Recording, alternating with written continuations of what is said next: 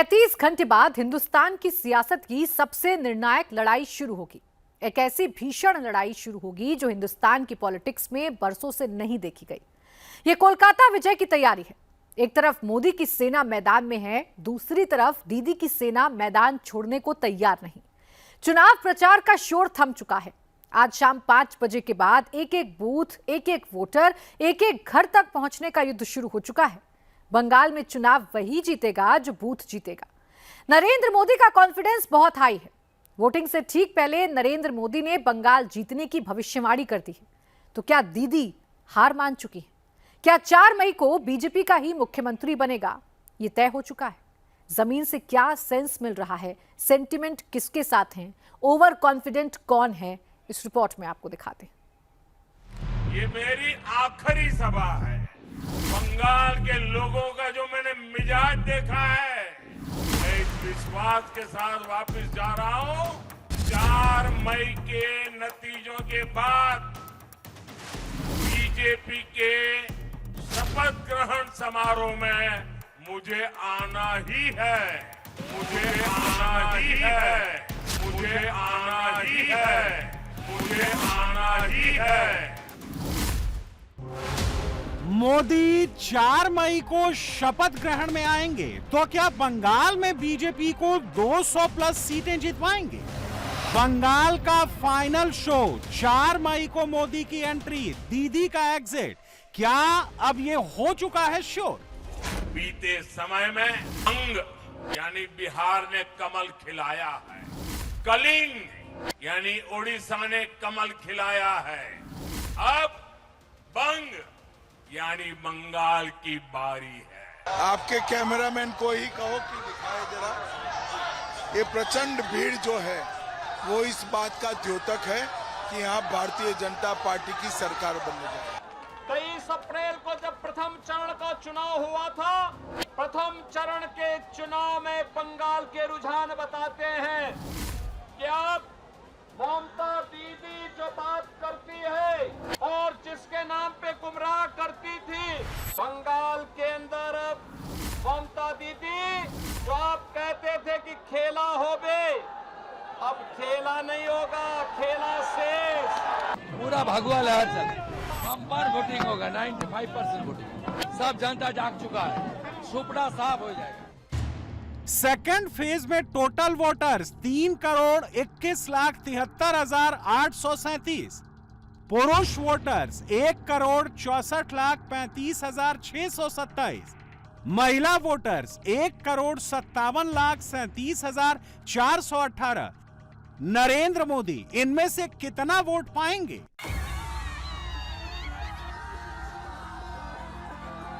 बंगाल पर प्रधानमंत्री का फाइनल सर्वे आ गया है। दूसरे चरण की वोटिंग से ठीक पहले मोदी ने बंगाल का रिजल्ट बता दिया है।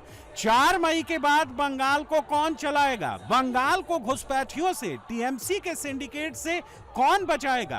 प्रधानमंत्री ने आज इसका फुल एंड फाइनल विश्लेषण कर दिया है।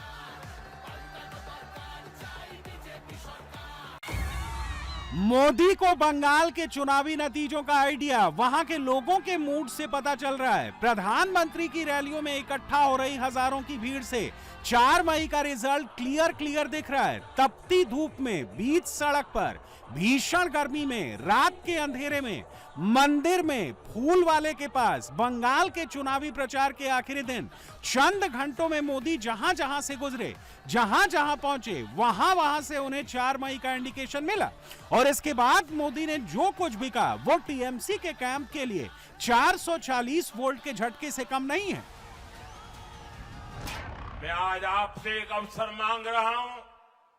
आपने 70 साल कांग्रेस, लेफ्ट और टीएमसी को दिए हैं। आज ये तीनों ही एक गठबंधन में है, एक ही थाली के चट्टे बट्टे हैं। आप एक मौका भाजपा को देकर देखिए, आप एक मौका मोदी को देकर देखिए। पीएम सीएम एक साथे उन्नयन होबे दिने राते। अब पूरी ताकत लगा देंगे, पहले चरण का रिकॉर्ड तोड़ देंगे, उनसे भी ज्यादा वोटिंग करेंगे।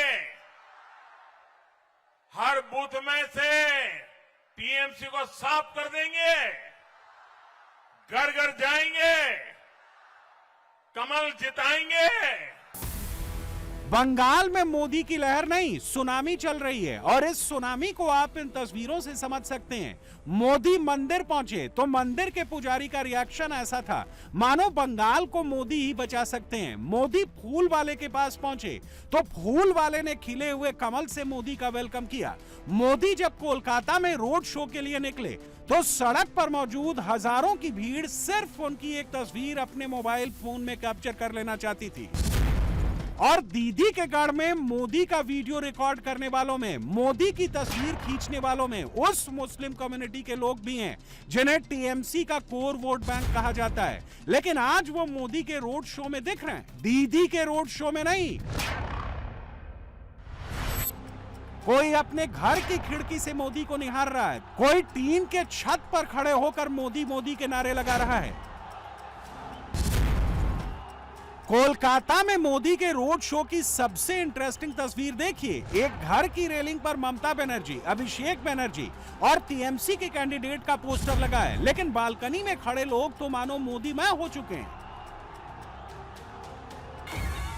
महिलाएं हों, बुजुर्ग हों, युवा हों, बंगाल में दूसरे चरण की वोटिंग से पहले नरेंद्र मोदी का नाम, नरेंद्र मोदी का काम सबके सर पर चढ़कर बोल रहा है और ये इन तस्वीरों में साफ साफ दिख भी रहा है।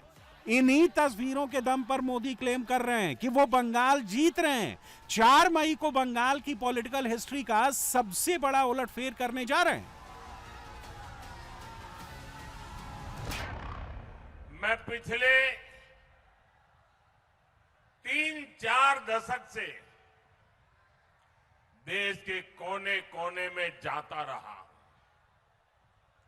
राजनीति में आने के बाद, भाजपा में आने के बाद मैं बीजेपी के कार्यकर्ता के रूप में पार्टी जो भी काम कहती है वो मैं करता हूं। चुनाव की जिम्मेदारियां संभालना भी इसी का एक हिस्सा रहा है। मैं न दिन देखता हूं न रात, न मौसम देखता हूं, चल पड़ता हूं। साथियों, जब से घर छोड़ा है मुझे आप सबके बीच रहने में सुख मिलता है, सुकून मिलता है और आप ही मेरा परिवार है। इस भागदौड़ में ये भी स्वाभाविक है कुछ थकान हो जाए। आखिर हम सबका शरीर का अपना अपना धर्म होता है।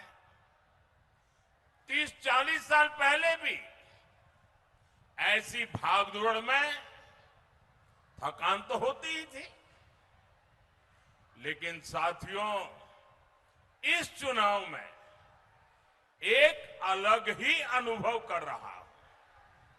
इतनी गर्मी के बावजूद, इतनी रैलियों के बावजूद मुझे बंगाल के इस चुनाव में जरा भी थकान महसूस नहीं हुई।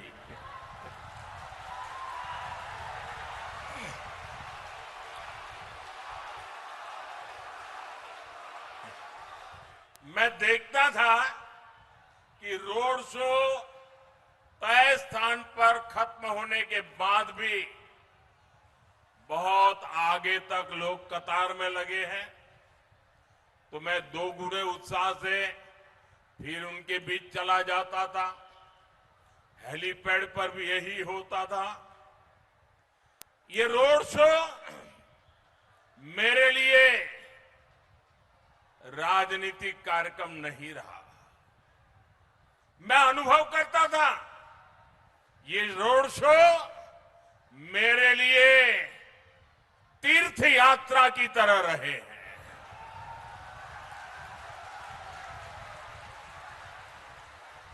मैं मां काली के भक्तों के बीच जाता था तो संभवतः इसलिए मां काली भी मुझे निरंतर नई ऊर्जा से भरती जा रही थी। इस बार बंगाल का किला जीतने के लिए मोदी ने अपनी पूरी ताकत झोंक रखी है और ये पब्लिक के रिएक्शन से भी साफ साफ दिख रहा है। पूरी की पूरी मोदी कैबिनेट, 2 दर्जन से ज्यादा राज्यों के सीएम, बीजेपी के तमाम टॉप नाम पिछले 1 महीने में कई बार बंगाल का राउंड लगा चुके हैं। 29 अप्रैल को दूसरे चरण की वोटिंग से 48 घंटे पहले मोदी, अमित शाह, योगी, शुवेंदु अधिकारी, हर किसी ने बंगाल की बाकी बची 142 सीटों के एक वोटर तक पहुंचने के लिए जमीन आसमान एक कर दिया। और यह करना इसलिए भी जरूरी है क्योंकि दूसरा राउंड बीजेपी के लिए बेहद मुश्किल रहने वाला है। सेकंड राउंड की फाइट ममता बनर्जी के गढ़ में हो रही है, चाहे नॉर्थ 24 परगना हो, साउथ 24 परगना हो, कोलकाता हो, हावड़ा हो, हुगली हो, पूर्वी बर्धमान हो, इन तमाम इलाकों में टीएमसी की पकड़ बेहद मजबूत है, जिसे तोड़ना बीजेपी के लिए आसान काम नहीं होगा। ममता ने चुनाव प्रचार खत्म होने से पहले अपना शक्ति प्रदर्शन दिखा दिया है। टीएमसी के बाकी नेता अपने यूनिक स्टाइल में वोटर्स को रिझाने की कोशिश कर रहे हैं, लेकिन इसमें भी एक नर्वसनेस साफ साफ दिख रही है। वो नर्वसनेस 4 मई की संभावित हार की है और इसका एक लाइव डेमो खुद बंगाल के एक वोटर ने अपने कैमरे में रिकॉर्ड किया। आप भी देखिए। दीदी को देखो, आखिरी बार दीदी को देख लो, दीदी का लास्ट इलेक्शन है। सॉरी दीदी, और आपको अभी घर जाना है। देख सकते हो आप। दीदी बाय, सॉरी। ऐसा लग रहा है कि बंगाल के लोगों ने सच में ठान लिया है, इस बार टीएमसी से छुटकारा पाना है। बीजेपी के नेता टीएमसी के बड़े बड़े नेताओं की रैलियों के वीडियो शेयर कर रहे हैं, दावा कर रहे हैं कि दीदी के नेताओं को सुनने कोई नहीं आ रहा, उनकी जनसभाओं में कुर्सियां खाली पड़ी हैं। दीदी पर इस वक्त कितना प्रेशर है ये भी देख लीजिए। मोदी पहले झाल मुड़ी वाले की दुकान पर जाते हैं, बंगाल की झाल मुड़ी खाते हैं, फिर कोलकाता के एक फूल वाले से 300 रुपए में फूलों की टोकरी खरीदते हैं, कमल का फूल लेते हैं। तो उधर दीदी भी बाजार का राउंड लगाने पहुंच जाती हैं, सब्जियां खरीदने लगती हैं। और दीदी की यह तस्वीर सामने आने के बाद बीजेपी टीएमसी के कट मनी कल्चर का जिक्र करते हुए दीदी पर यह आरोप लगाती है कि वो तो सब्जी वाले को बिना पैसे दिए ही वहां से चली गईं। आप इसी से अंदाजा लगा लीजिए कि अब की बार ममता बनर्जी के टर्फ पर, दीदी की पिच पर बीजेपी किस लेवल पर जाकर चुनाव लड़ रही है। डिफेंसिव नहीं, ऑफेंसिव स्ट्रेटजी के साथ आगे बढ़ रही है। बूथ बूथ पर तो बीजेपी एक्टिव है ही। नैरेटिव वॉर में भी मोदी की पार्टी ने दूसरे चरण से बढ़त बना ली है, वोटर्स तक मैसेजिंग पहुंचा दी है। सेकंड फेज के वोटर्स के लिए मोदी ने पहले उनके बीच जाकर स्पीच दी और अब एक ऑडियो फाइल जारी कर दिया है। मोदी का ये ऑडियो इस वक्त बंगाल के चप्पे चप्पे में सुना जा रहा है। भय नहीं, भरोसा चाहिए। बंगाल में इस वक्त यही चल रहा है। चुनाव प्रचार खत्म हो रहा है। इस चुनाव की मेरी आखिरी रैली भी अभी अभी हो चुकी है। मैं अब इस पत्र के माध्यम से बंगाल के अपने हर परिवारजन को आभार तो व्यक्त करना ही चाहता ही हूं, लेकिन अपनी भावनाएं भी व्यक्त कर रहा हूं। सामान्य मानवी कह रहा है, भय बहुत हुआ, अब भय नहीं, अब भरोसा चाहिए, अब भाजपा चाहिए। बंगाल के सामने उपस्थित हुई हर चुनौती को अवसर में बदलना, ये मेरे भाग्य में भी है और मेरी जिम्मेदारी भी है। मैं अपनी इस जिम्मेदारी से पीछे नहीं हटूंगा। मैं आपको भरोसा देता हूं कि बंगाल में बीजेपी के मुख्यमंत्री के शपथ ग्रहण का उत्सव हम सभी मिलकर मनाएंगे। ये मेरा व्यक्तिगत विश्वास नहीं है, मैंने आपके भीतर इस विश्वास को अनुभव किया है। मेरे प्यारे भाई बहनों, प्रथम चरण के मतदान ने इतिहास रचा है। अब आपका दायित्व है कि 29 अप्रैल को ज्यादा से ज्यादा मतदान करें। लोकतंत्र के इस मंदिर में विजय की ध्वज फहराने का आपके पास बेहतरीन अवसर आया है। बंगाल के वोटर से मोदी को भय नहीं, भरोसा की बात क्यों करनी पड़ी, अब यह भी समझिए।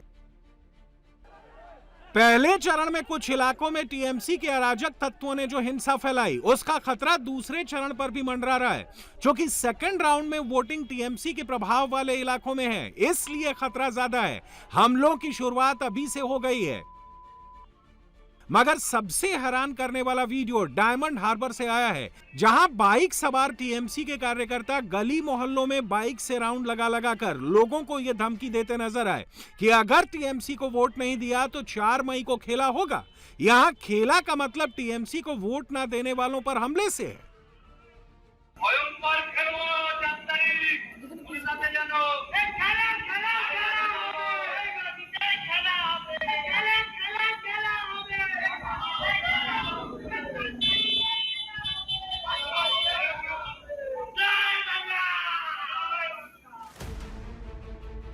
चार मई को खेला होबे की धमकी देने वाले टीएमसी के अराजक तत्वों की इतनी हिम्मत इसलिए आई क्योंकि खुद अभिषेक बनर्जी ने आज 4 तारीख को देख लेने की धमकी दी है। सुनिए क्या कहा है। খেলা যখন আজকে ওরা শুরু করেছে মিতালির উপর আক্রমণ করে, ফিনিশিংটা আমি করব, শেষটা আমি করব 4 তারিখ, কথা দিয়ে যাই।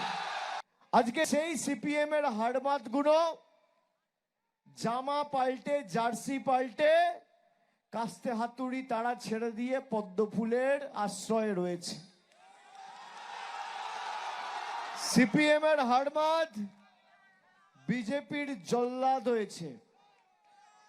যারা আজকে মিতালির উপর চড়াও হয়েছে, আক্রমণ করেছে, আমি মিতালিকে জিজ্ঞেস করলাম তাদেরকে চেনো? বললো দাদা আমি বুঝতে পারিনি, সেভাবে মনে পড়ছে না। ওর অবস্থা এমনিও খারাপ, ও এতই দুর্বল হয়ে গেছে, কিন্তু আমার নজর সবার উপর রয়েছে। যারা ভাবছে মিতালির উপর কারা চড়াও হয়েছে আমরা জানি না। সমাজশ্রীর স্বামী সৌমেন পাল, দোলন, এই 4 জন প্রাথমিকভাবে যুক্ত আমার কাছে খবর রয়েছে। আরো যারা যুক্ত সামনের সিসিটিভি ক্যামেরা দিয়ে বেছে বেছে বার করব। একটা এসসি মহিলা, তপশিলি মহিলা, তার গায়ে যারা হাত দিয়েছে, 4 তারিখে তৃণমূল আরামবাগ জিতুক বা হারুক। আমরা গতবারও আরামবাগ হেরেছিলাম, গোঘাট হেরেছিলাম, খানাকুল হেরেছিলাম, পুরসুরা হেরেছিলাম, কিন্তু উদারতা পার পেয়ে গেছিলে। এবার আমি নিজে দায়িত্বে থাকব। 4 তারিখ 12টার পরে কোন জল্লাদের কত ক্ষমতা আর কার দিল্লির বাবা কাকে বাঁচাতে আসে আমি 4 তারিখ দেখব। जब टीएमसी की टॉप लीडरशिप दूसरे चरण की वोटिंग से पहले ऐसे धमकी देती है, तभी तो उसके वर्कर्स की इतनी हिम्मत बढ़ती है कि वो वोटर्स के घर जाकर उन्हें डराते हैं, धमकाते हैं। लेकिन अब ऐसे तत्वों पर एक्शन शुरू हो चुका है। वोटर्स को धमकाने वाले गुंडों पर नकेल कसी जाने लगी है। साउथ 24 परगना से टीएमसी के गुंडों को दी जा रही चेतावनी का एक ऐसा ही वीडियो सामने आया है, जिसमें वो टीएमसी के नेता जहांगीर खान को चेतावनी देते हुए नजर आ रहे हैं कि अगर वोटर्स को धमकाया तो फिर खैर नहीं। आसपास के जितने भी लोग हैं अच्छी तरह से समझ लें कि अगर किसी ने बदमाशी करी तो उनका कायदे से इलाज किया जाएगा। फिर अगर कहीं से खबर आ गई कि किसी ने कोई खुराफात करने की, किसी को परेशान करने की कोशिश की है, तो फिर उसकी खबर फिर अच्छे से लेंगे हम। ये जहांगीर के घर वाले भी खड़े हैं, उसको बता देना कायदे से। ये बार बार जो खबरें आ रही हैं कि उसके लोग धमका रहे हैं, तो फिर अच्छे से खबर लेंगे, फिर बाद में रोना पछताना मत।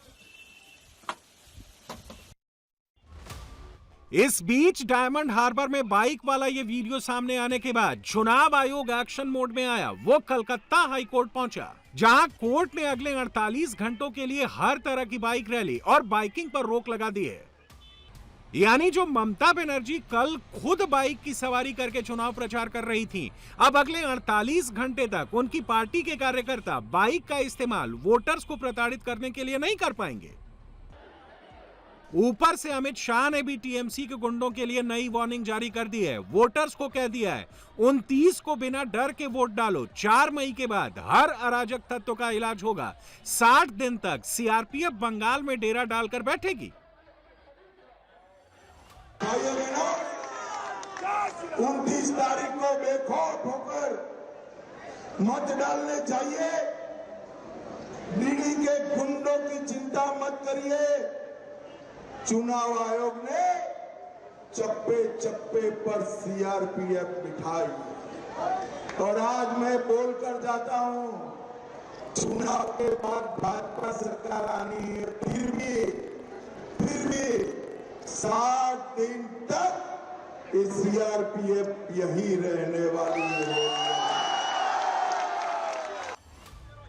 बंगाल के लिए बीजेपी का पूरा चुनावी फोकस ही महिलाओं की सेफ्टी, जगह जगह सिक्योरिटी और घुसपैठियों को बाहर निकालने वाले नैरेटिव के इर्द गिर्द रचा गया है। और यह नैरेटिव बंगाल में पहले चरण के चुनाव में भी वोटर्स के बीच सुपरहिट रहा और दूसरे चरण के लिए भी मोदी, योगी, शाह इसी नैरेटिव को पुश कर रहे हैं, जिससे पब्लिक का फुल सपोर्ट मिल रहा है। टीएमसी का फॉर्मूला है गाली दो, धमकी दो, झूठ बोलो, जोर से बोलो, बार बार बोलो। टीएमसी ने बंगाल के लोगों को धमकियां दी, गुंडागर्दी की भाषा में उनसे बात की। टीएमसी के इस सिंडिकेट को भगाना ही होगा, टीएमसी को हराना ही होगा। हराओगे, पूरी ताकत से हराओगे। साथियों, बीजेपी सरकार यहां जनता जनार्दन का राज लाएगी। बीजेपी सरकार यहां कानून का राज लाएगी। आप जब वोट देने जाएं तो उन गुंडों, उन मस्तानों के चेहरे याद करना जो टीएमसी के नाम पर अत्याचार करते रहे हैं। आप कमल छाप पर वोट दीजिएगा, ताकि कानून व्यवस्था ऐसी अच्छी बने कि बेटियां बिना चिंता के भी रात में बाहर निकल सके। मैं जिन बहनों बेटियों के साथ अन्याय हुआ है, उनको भी वादा करता हूं, उनको पूरा न्याय मिल सके। इसलिए हमारा चुन चुन करके हिसाब लेने का वादा है। सारी फाइलें खोली जाएंगी, घुसपैठियों को छोड़ा नहीं जाएगा,